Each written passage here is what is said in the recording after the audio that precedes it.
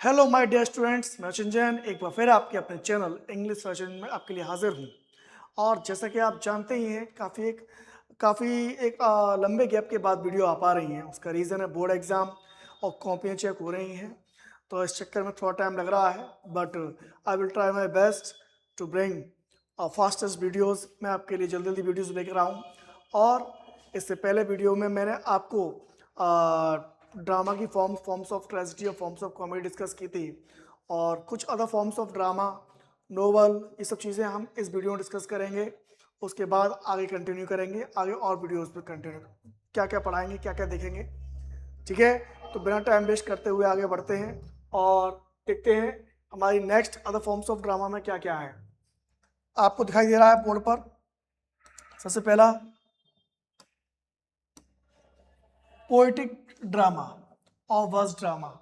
ये और है, ये ऑन नहीं है, और है। और वर्स ड्रामा क्या है? पोएटिक ड्रामा और verse drama.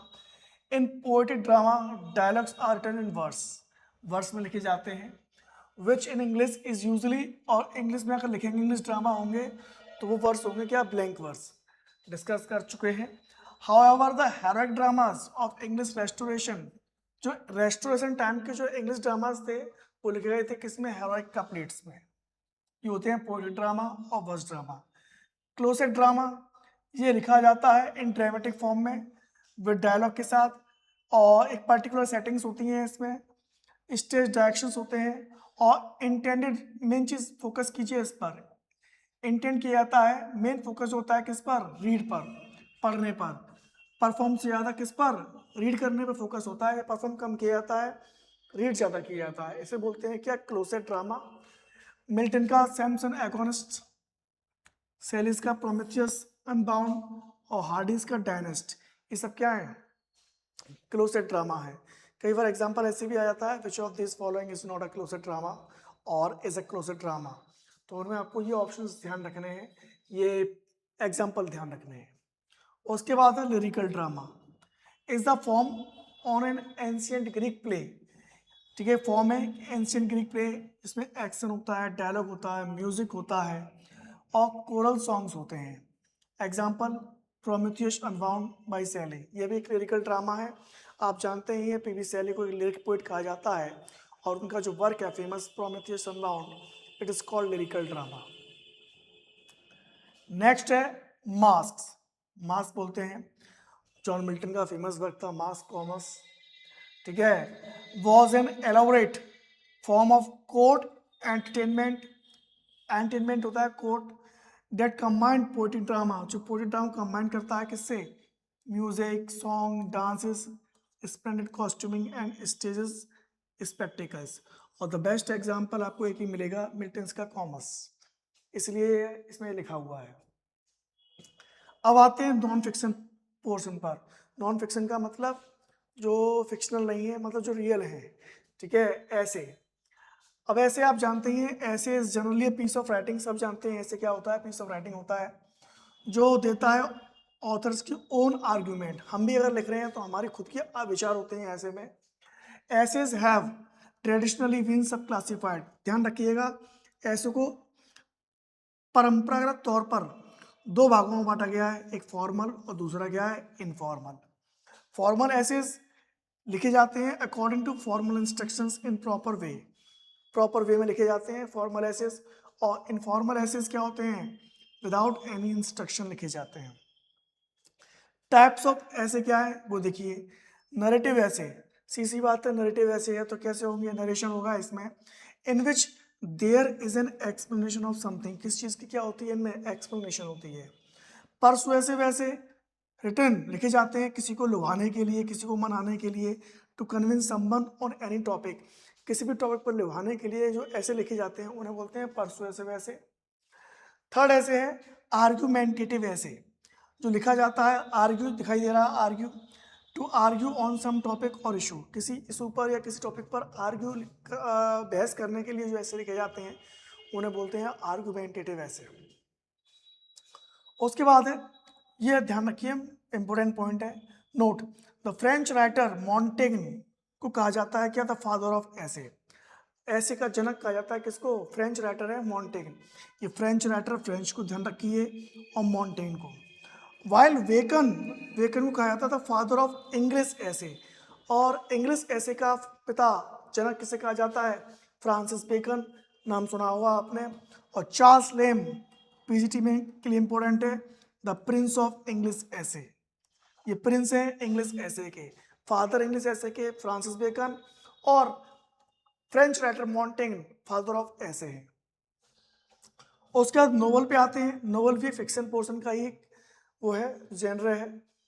It includes novels, उपन्यास जानते ही हैं, नोवेल्स होते हैं इसमें, शॉर्ट स्टोरीज होती हैं, दंत कथाएं होती हैं, फेबल्स, लेजेंड्स में होते हैं, मतलब महापुरुषों की कहानियां होती हैं, फेयरी टेल्स होते हैं।